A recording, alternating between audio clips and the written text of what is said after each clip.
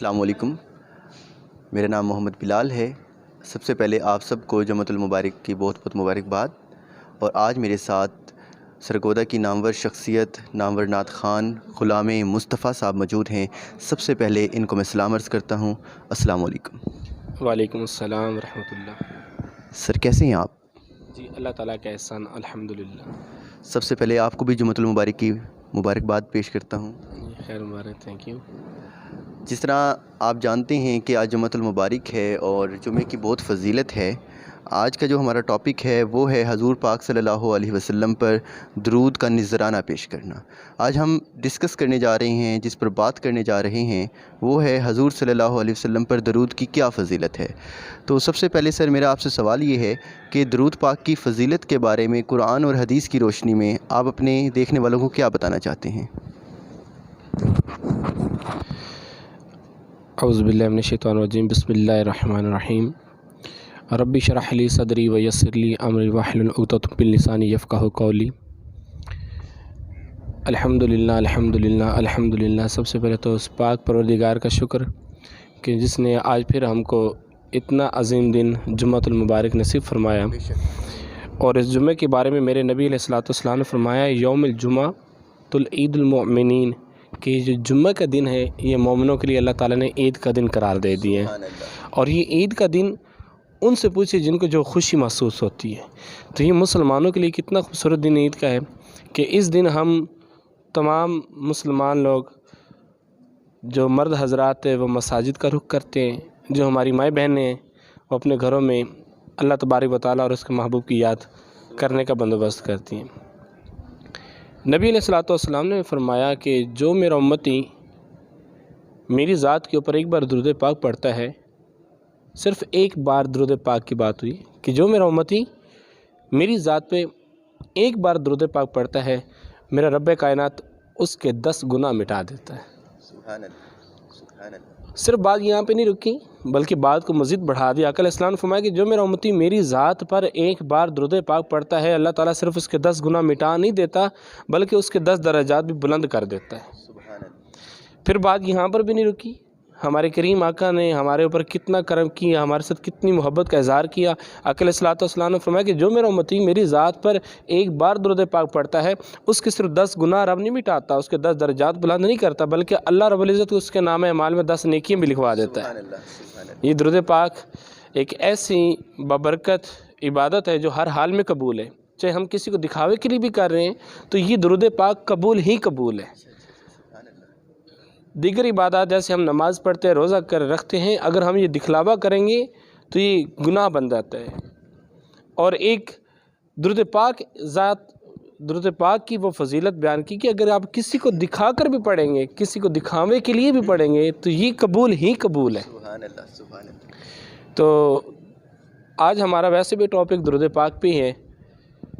تو نبی علیہ الصلوۃ والسلام کی ایک روایت ملتی کہ آقا علیہ الصلوۃ والسلام گھر تشریف لائے، تو یہ روایت 2 تواتر سے ہمیں ملتی ہیں، یا حضرت امی عائشہ صدیقہ رضی اللہ تعالیٰ عنہا کے وہ توسط سے، یا حضرت فاطمۃ الزہرا کی وجہ سے۔ تو حضرت فاطمۃ الزہرا اپنے گھر میں تھی تو تندور پہ روٹیاں لگا رہی تھی، تو کریم آقا علیہ السلام اندر تشریف لائے تو فاطمۃ الزہرا سلام اللہ علیہ نے دیکھا حضور تشریف لائے تو احتراماً کھڑی ہو جاتی ہیں، میرے کریم آقا پاس سے گزرنے لگتے ہیں تو فاطمۃ الزہرا کہتے ہیں بابا جان آپ نے مردوں کے لیے تو بہت ساری سنتیں بنا رکھی ہیں، سر کو ڈھانپے تو سنت، چہرے پہ داڑھی رکھے تو سنت، سفید لباس پہنے تو سنت، سر پہ امامہ سجائے تو سنت، ابا جان کوئی عورتوں کے لیے بھی ایسی سنت بنا دے کہ جو آپ کی سنت ادا کر سکے۔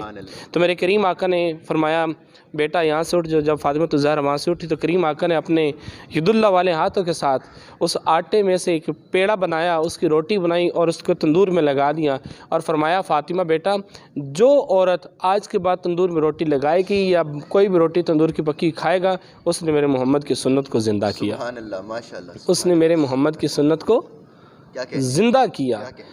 اب جب نبی علیہ السلام نے وہ روٹی لگائی اور اندر تشریف لے کے آ گئے تو بعد میں فاطمۃ الزہرا نے بھی روٹیاں لگائیں۔ فاطمۃ الزہرا سلام اللہ علیہ کی جو روٹی لگی تھی وہ ساری پک کر باہر آ گئی۔ تو فاطمۃ الزہرا عجیب ماجرا دیکھتی کہ جو حضور نے روٹی لگائی تھی نا اس روٹی میں سے ویسے پانی چل رہے، ایسے لگ رہا ہے کہ آگ اس کو ٹس سے مس تک نہیں کر سکی۔ فاطمۃ الزہرا نے روٹیاں اٹھائیں چلیں گی اور نبی علیہ السلام کی بارگاہ میں پیش ہوئیں۔ ابا جان آپ سے ایک سوال کرنا چاہتی ہوں۔ تو نبی علیہ السلام نے فرمایا بیٹا سوال کیجیے۔ تو فاطمہ تو زہرا عرض کرتی ہے ابا جان مجھے ایک بات سمجھ میں نہیں آ رہی، میں نے بھی تندور میں روٹیاں لگائیں، آپ نے بھی تندور میں روٹی لگائی، لیکن میری روٹی ساری پک کر تندور سے باہر آئے گی، لیکن جو روٹی آپ نے لگائی تھی نا تندور میں وہ ابھی تک پک نہیں سکی، ایسی کیسی کھڑی ہے، یہ وجہ کیا ہے؟ تو میرے کریم آقا مسکرا کے کہنے لگے بیٹی فاطمہ یہ تو دنیا کی آگ ہے نا، اگر تم اس کو اٹھا کے جہنم کی بھی آگ میں رکھ دو نا تو وہ بھی اس کو پکا نہیں سکتی۔ کیوں؟ کیونکہ اس کو میرے محمد کے ہاتھ جو لاگے ہیں، سبحان اللہ میرے محمد کے ہاتھ جو لاگے ہیں۔ پھر نبی علیہ السلام نے فرمایا کہ جو میرا امتی میری ذات کے اوپر دن میں 50 بار درود پاک پڑھے گا تو کل قیامت کے دن میں محمد اس کے ہاتھ میں ہاتھ ڈال کے مصافحہ کروں گا۔ اب ذرا بلال بھائی آپ اور ہم ذرا تصور تو کریں، امیجن کریں، ہم ذرا تصور تو کریں کہ کل قیامت کے دن ہم جیسے گناہ گار امتیوں کے ہاتھوں میں کریم آقا کا ہاتھ ہوگا تو کیا جہنم ہمیں جلا سکے گی؟ سبحان اللہ، کیا کہنے، کیا کہنے، سبحان اللہ۔ بہت خوبصورت بات کی آپ نے۔ اب دیکھیں انسان کی فطرت ہے کہ اگر ہم کسی ایک ایسے شخص سے ملنا چاہتے ہیں جو بہت زیادہ امیر ہو، ہم اس کے ساتھ چلنا چاہتے ہیں تو فخر محسوس کرتے ہیں، اور حضور کی ذات تو وہ ہے کہ صرف مسلمان ہی نہیں دیگر اقوام اور دیگر جو مذاہب کے لوگ ہیں وہ بھی مانتے ہیں۔ ابو جہل نے خود اقرار کیا کہ یا رسول اللہ میں آپ کو صادق اور امین کہتا ہوں، لیکن جو آپ کہہ رہے ہیں وہ بات نہیں میں مانوں گا، لیکن آپ بات سچ کہہ رہے ہیں۔ یعنی کہ غیر مسلموں نے بھی آپ صلی اللہ علیہ وسلم کو صادق اور امین کہا ہے۔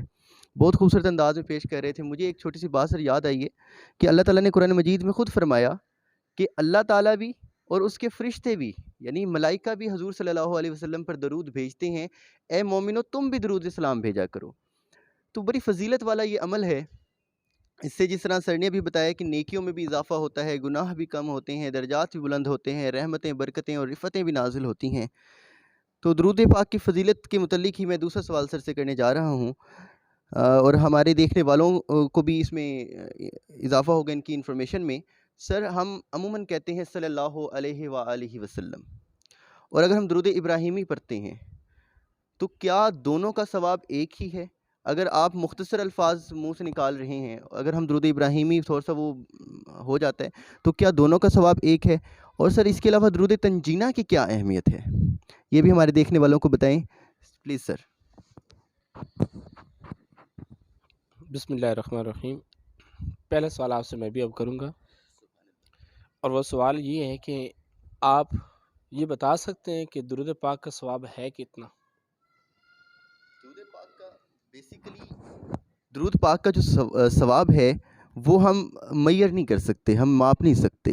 یہ معاملہ دل کا ہے، جس نے جس طرح سے پڑھا ہوگا اس کا اس طرح سے اجر ملے گا، جس کی نیت جیسے ہوگی۔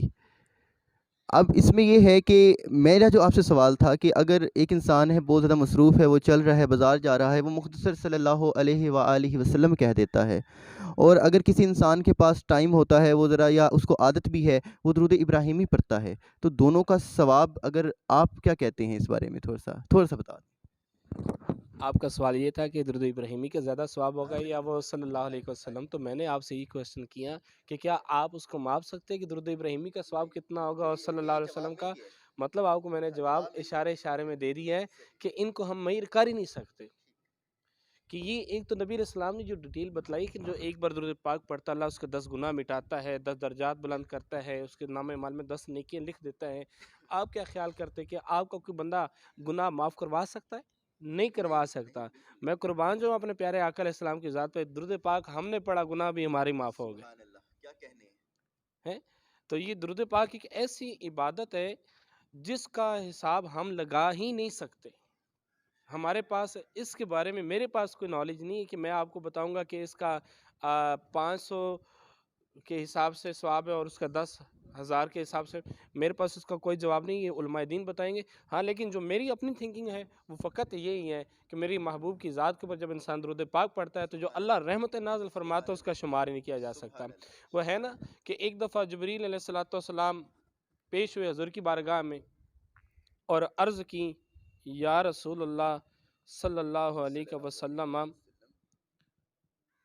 مجھے اللہ تعالیٰ نے بڑی طاقتیں دے رکھی ہیں، بارش جب ہوتی ہے بارش کے جتنے قطرے ہوتے ہیں میں سارے گن سکتا ہوں، سمندر کی تہہ سے لے کے آسمان سے برسنے والا پانی، ان سب کے پانیوں کے قطروں کی مقدار کو میں گن سکتا ہوں۔ आसमान पे जो सितारे मैं ये गिन सकता हूँ, दरख्तों के पत्तों को मैं गिन सकता हूँ, रेत के ज़र्रों को मैं गिन सकता हूँ, पर या रसूल अल्लाह सल्लल्लाहु अलैहि वसल्लम, जबकि आपको उम्मती आपकी ज़ात पे दुरूद पाक पढ़ता ना, रब काबा की कसम है, जो रब उस पे रहमत नाज़िल फरमाता है वो मैं नहीं गिन सकता। जब जबरील जैसी हस्ती नहीं उनका मीर कर सकती तो आप और हम क्या चीज़ आ सकती है। सर ने बहुत खूबसूरत बात की, लेकिन सर इसमें एक मेरा सवाल था दुरूद तंजीना के हवाले से। आपने देखने वालों को थोड़ी सी उसके बारे में इंफॉर्मेशन दें कि दुरूद तंजीना जो है वो कोई ख़ास वक्त में पढ़ा जा सकता है या उसकी कोई ख़ास वजीफ़ा है या आम रूटीन में भी हम पढ़ सकते हैं।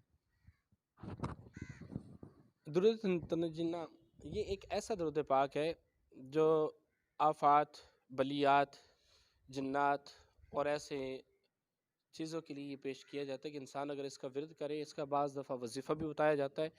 लेकिन अल्लाह ताला ने कुरान करीम में फरमाया इन्नल्लाह व मलाइकतहु युसल्लूना अलन नबी या अय्युहल्लज़ीना आमनू सल्लु अलैहि वसल्लिमु तस्लीमा। कोई भी दुरूद पाक का अल्लाह ताला ने टाइम मुकर्रर नहीं किया, चाहे वो दुरूद इब्राहिमी हो, चाहे वो कोई भी दुरूद पाक हो। बस दुरूद पाक हर हाल में पढ़ो, हर वक्त पढ़ो, जहाँ तुम्हें मौका मिले पढ़ो। चाहे वो दुरूद ताज है, दुरूद तंजीना है, दुरूद इब्राहिमी है, मेरे करीम आका का प्यारा दुरूद अस्सलातु वस्सलामु अलैका या रसूल अल्लाह है। जो भी दुरूद पाक है वो मेरे आका की जब ज़ात में पढ़ा जाएगा उसके लिए टाइम मुकर्रर नहीं है। हाँ, ये एक वजीफ़ा दिया जा सकता है कि आप वजीफ़ा अपनाएं, फ़लाँ वक्त में आप दुरूद पाक पढ़ें तो इसकी ज़्यादा फजीलत है। बहुत खूबसूरत बात की ग़ुलाम मुस्तफ़ा साहब ने। और आज हमने दुरूद पाक की फ़जीलत के बारे में देखा कि अल्लाह ताला ने कुरान में क्या कहा, अल्लाह ताला ने के नबी ने क्या फ़रमाया। तो इसका कंक्लूजन यही है कि दुरूद पाक एक ऐसी इबादत है कि जिस वक्त भी की जाए कबूल ही कबूल है। बहुत शुक्रिया ग़ुलाम मुस्तफ़ा साहब। इसके अंदर एक जुमला ऐड कर दे कि अल्लाह ताला हमारी ज़ुबान से निकलने वाले कोई ऐसा जुमला जिसके बारे में हमें इल्म नहीं है, कोई गुस्ताखी होगी या कोई जुमला बेअदबी का निकल गया हो, अल्लाह ताला अपने हबीब के सदक़े से हमें माफ़ फरमाए। और अल्लाह तबारक व तआला हमारी नीयतों से वाकिफ़ है कि हम किस नीयत के ज़रिए बैठे हुए हैं। हम सिर्फ़ अल्लाह और अल्लाह के महबूब की बातें बताने के लिए बैठे हैं। अल्लाह ताला हमारी कोई भी कमी बेशी है तो उसको माफ़ फरमाए, अपने हबीब के सदक़े सिर से कबूल फरमाए। बहुत शुक्रिया ग़ुलाम मुस्तफ़ा साहब, और इंशाअल्लाह कल फिर हाज़िर होंगे। तब तक मुझे भी इजाज़त दीजिए। अल्लाह हाफ़िज़।